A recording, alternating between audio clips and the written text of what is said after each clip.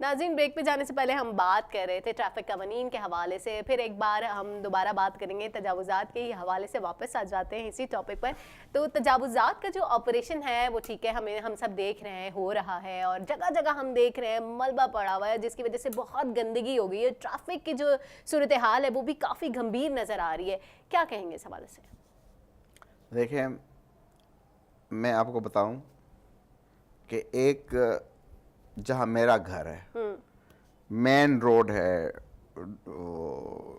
जिसको कहते हैं stadium road towards millennium mall and Askari 4, main road है बड़ा ज़बरदस्त।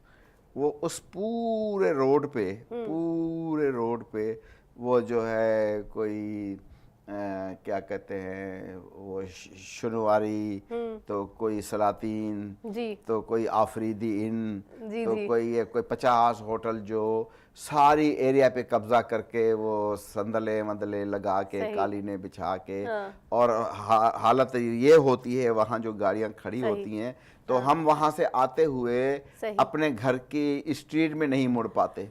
सही। कई दफा तो वो लोग हमारे गली में आके गाड़ियां खड़ी कर गए। हमने अपने गार्ड को कहा कि भाई जो गली की गाड़ी है उसको आने ना दो, वरना तो हम सब बाहर खड़े रहेंगे। ये अब उनके खिलाफ भी मेरा ख्याल है कि आज से कल से ऑपरेशन शुरू हो रहा है कि उन सबको, और कि वो जबकि वो जगह है एक बहुत अच्छे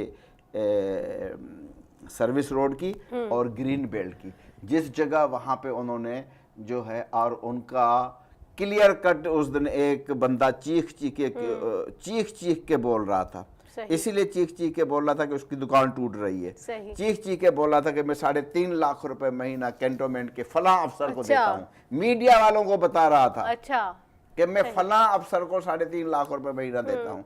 इतने सैकड़ों होटल हैं, समझा? तो वो उनको क्यों उठाएंगे जबकि वो जगह है सर्विस रोड की और ग्रीन बेल्ट की। अगर उधर ग्रीन बेल्ट बन जाए, सर्विस रोड बन जाए, ये शहर कौन सा किसका शहर खूबसूरत बनेगा?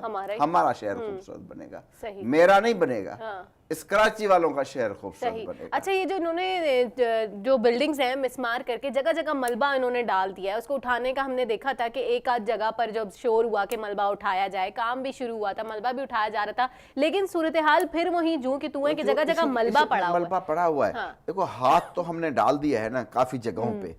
अब हमारे पास वो इतना वो नहीं है, मलबा उठाने की मशीनरी नहीं है, वो नहीं है। अब इसको भी उठाने में टाइम लगेगा।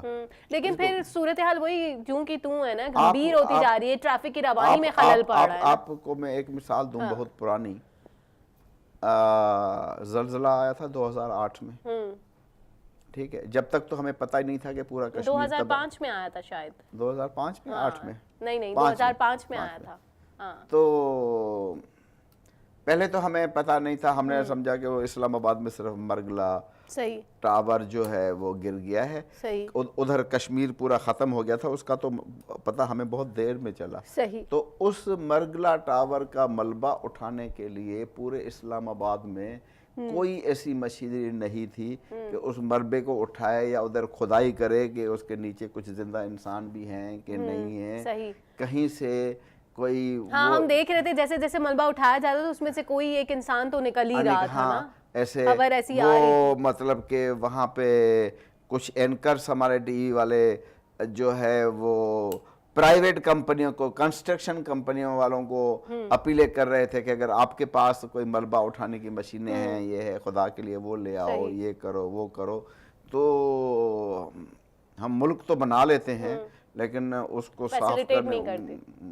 तो आपके ख्याल में मतलब इस तरह की मशीनें होनी चाहिए? क्योंकि हमारे पास होनी नहीं चाहिए, इतनी होनी चाहिए कि हमें कभी फौरी तौर पे अगर कोई ऑपरेशन करना पड़े या फौरी तौर पे खुदा न खास्ता, अल्लाह न करे कोई बिल्डिंग गिर जाए, तो उसको फौरी तौर पे इस तरह किया जाए ताकि हो सकता है कि आपकी फौरी कार्रवाई से आपकी कई जिंदगियां जो दबी हुई हों वो बच जाए। लेकिन हमारे पास नहीं है, नहीं है। ठीक, फिर सब मल्क रियाज की मिन्नतें करेंगे, शायद आपके पास हो, हमें दे दो। हाँ, सही बात है। तो इस तरह के मतलब हमारे ये आला ओहदेदारान को सोचना चाहिए ना कि मशीनरी कितनी ज़रूरी है, क्योंकि हमारे पास मशीनरी है नहीं। ठीक है, अगर हम इंपोर्ट भी करते हैं तो इनको इंपोर्ट करने में क्या प्रॉब्लम है, क्योंकि हमें तो इमदाद मिलती रहती है और हम लेते भी रहते हैं। है ना, मशीनरी करेंगे ना, पहले तो मशीनरी कंपनी वालों से वो अपनी कमीशन तय करेंगे ना, अगर कमीशन पे बात नहीं बनी तो वो इंपोर्ट नहीं करेंगे, समझा ना। तो बड़ी बड़ी कंपनियां भाग जाती हैं कि भाई वो हम अगर इतनी कमीशन देंगे तो हम कमाएंगे क्या। तो यहाँ पे तो वो ये होगा ना, किसी बंदे ने वो हर जगह सूरत हालों को बेहतर होने के लिए, जो सूरत हाल मजीद चल रही है उसको बेहतर होने के लिए थोड़ा टाइम दरकार है मेरे ख्याल में। तो टाइम देखें, अगर एक चीज नेक नियति से, सच्चे दिल से शुरू की गई है कि हमें इस मुल्क को बनाना है, तो फिर उसमें टाइम लगेगा।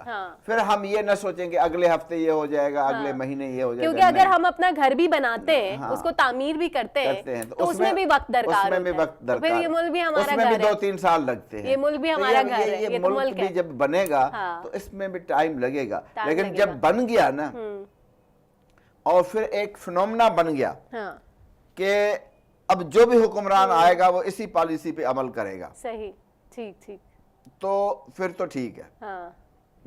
क्योंकि अब तो मैं नहीं समझता कि अब आने वाले दिनों में भी अगर कोई इलेक्शन होते हैं तो कोई बंदा कोई नवाज शरीफ या जरदारी को लेके आए, समझा ना।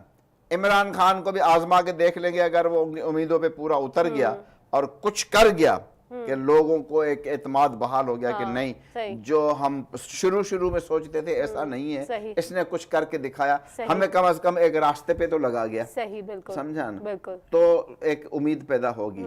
उसके बाद फिर अल्लाह ही बेहतर जानता है। बहुत अच्छी बात की आपकी। इसी अच्छी बात के साथ प्रोग्राम जो है अपने इख्तिताम को पहुंचा। अपनी होस्ट कौकब फारूकी को इजाजत दीजिए। अल्लाह निगहबान।